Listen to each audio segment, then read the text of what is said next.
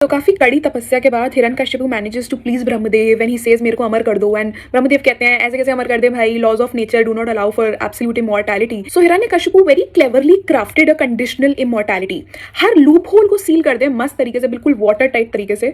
अब the literal meaning of Hiranyakashipu is the one who is seated और absorbed इन material wealth और Splendor. So he is a direct allegory of ego, अहंकार का सीधा सीधा प्रतीक है वो। उसकी स्ट्रैटेजी बिल्कुल फ्लॉलेस है, आदमी नहीं, जानवर नहीं, दिन में नहीं, रात में नहीं, बाहर नहीं, अंदर नहीं, आसमान नहीं, धरती नहीं, कुछ नहीं। तो he has sealed every fucking pole that he can see, and he thought reality operates in binaries because ego loves binaries. Ego tries to engineer a sense of control based on logic, categories, labels, and technicalities. It moves to the extremes because the extremes have a form they feel solid enough to grasp. But what the ego forgets is that इन दोनों poles के बीच में भी ना एक spectrum exist करता है. Between the black and the white, there are 1,000 shades of grey. The divine, which is the vast existence or life, whatever you understand it to be, it does not live in extremes. It lives in thresholds. It is present in the gaps of reality that you cannot anticipate, that you cannot even name. And that is why Nasim is not extreme. He's a liminal being. Liminal मतलब जो कहीं बीच में transitional boundary पे बैठा है कि ले बेटा, ना आदमी हूँ, ना जानवर हूँ, ना दिन हूँ, ना रात हूँ, ना बाहर हूँ, ना अंदर हूँ, और यहीं पे the ego collapses in the in between zone. Hiranyakashipu didn't lose because his logic was weak. बड़ा चतुर था हमारे जैसा। सब प्लान करके बैठा था कि ये होगा, ये होगा, ये होगा। अब तो एग्जॉस्टिव लिस्ट बना लिया मैंने मस्त, इसके बाहर तो कुछ जा ही नहीं सकता।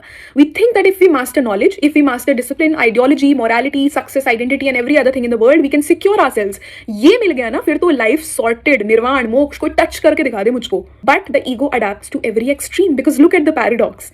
कठोर साधना करने वाले ऋषियों को भी अपनी ही तपस्या आसक्ति हो जाती है, अटैचमेंट हो जाता है। बड़े बड़े ज्ञानियों को अपने थीसिस, अपने ज्ञान का मद हो जाता है। On the other hand of the spectrum we have the dictators and the tyrants. They are operating under a more blind and obvious ego. बिल्कुल ही बेहोश हैं वो लोग तो. They are explicitly violent. But both are the same structure.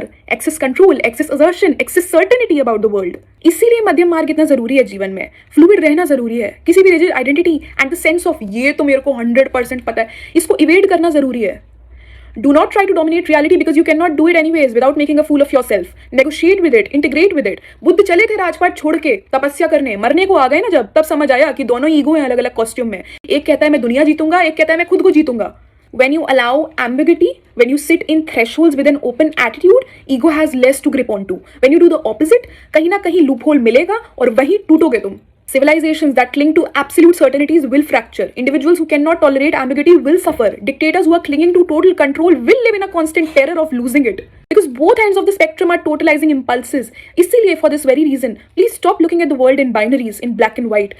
Dichotomies देखोगे तो side लोगे तो identities बनाओगे, अपने अहंकार को और affirm करोगे. इसीलिए हिरण्यकशिपु राक्षस नहीं है किसी कथा का, वो हमारा तुम्हारा शीशा है. He is a fucking mirror into our face.